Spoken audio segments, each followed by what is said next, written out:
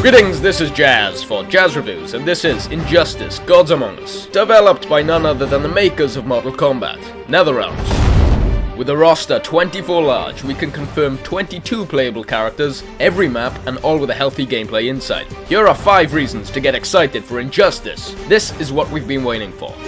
It's time to see Batman and Wonder Woman in a domestic dispute.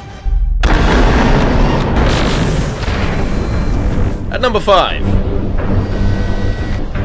The 24 playable DC characters. In the world of the Injustice comics, you can bet your ass Joker, Batman, Superman, Bane, Wonder Woman, Catwoman, and even the Flash himself reserve slots in Injustice. Back is the Green Lantern Hal Jordan, alongside Sinestro, which also looks like a very fun character to play. Aquaman with a more defensive playstyle, and the Green Arrow, which I would guess will hold the largest learning curve of all. Now, based on the in-game achievements, Xbox arcade items, and other clues, the last 2 playable characters to be revealed overwhelmingly point to Killer Frost and Wonder Woman's nemesis, Ares.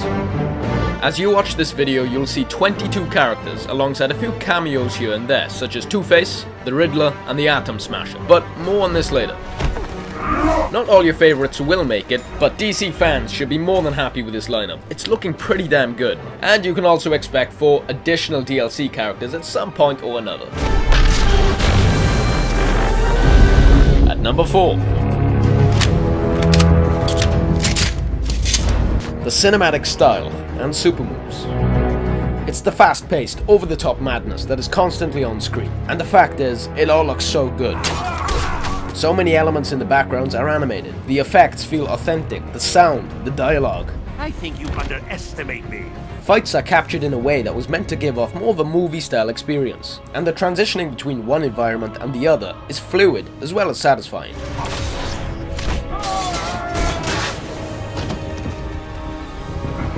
The Mortal Kombat fatalities and X-rays are out, and so is the amount of blood. For a teen-rated game, Injustice compensates with its crazy-ass super moves unique to each character. So provided the player has done enough damage, you can execute the super move right in the middle of a battle. So really, with some characters it'll be a race to see who can throw their opponent from the planet first. And launch them back down again.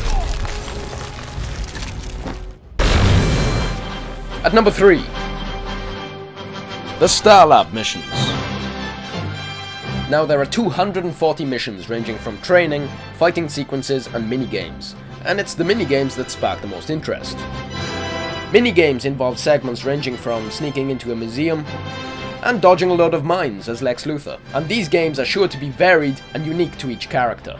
The fighting sequences will require basic repetitions of the same combo or move, yet what we see here is an added twist, which is Two-Face, randomly shooting the players based on the coin flip.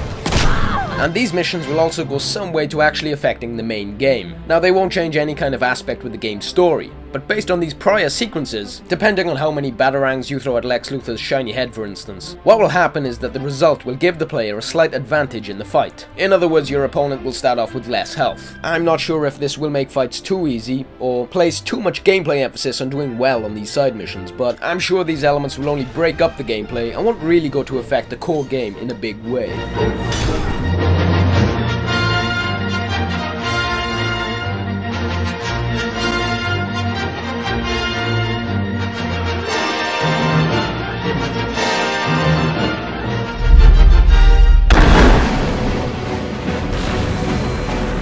At number 2. The environments themselves. Whether you've been following Injustice or not, what's obvious is there's a lot more depth to this game than other titles in the fighting genre. Instead of more static fighting games, each map will transition from one stage to the other. You kick your opponent into a wall or get yourself tossed past the Atom Smasher, and all of a sudden it's a completely new playing field. And bear in mind there are 15 maps. It's not all about combos. Each map will have a number of interactive items within each stage of a map. As you know, Two-Face will randomly flip his coin and shoot one of the 2 players. And who knows, for Wayne's Manor, Alfred could come out with a tray of tea, smashing it over Wonder Woman's face.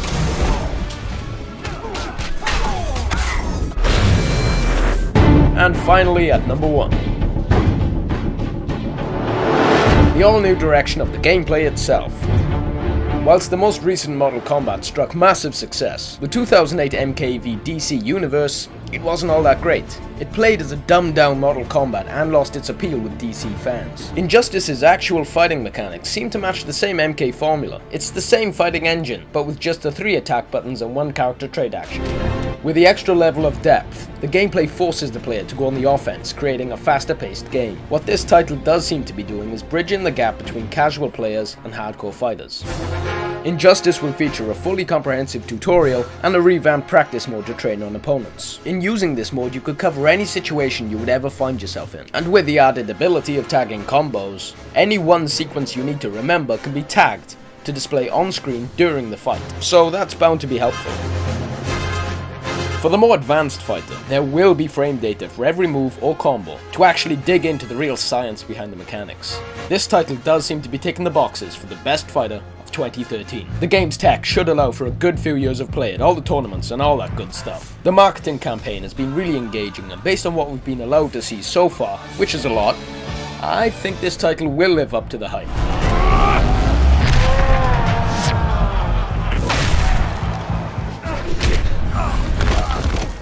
And just like that, my running days was over. This has been Jazz for Jazz Reviews, and this has been Injustice: Gods Among Us, available for PS3 and the Xbox 360 come April the 16th. Will this game live up to your expectations? Please leave all your comments below. I'd be really interested to see your reasoning. Coming soon. The top 10 Injustice super moves. And if the publisher can get me a copy in time, I'll be uploading a fully fledged video review of the game. So be sure to subscribe and stay tuned. And thanks a lot for watching. I'll see you next time.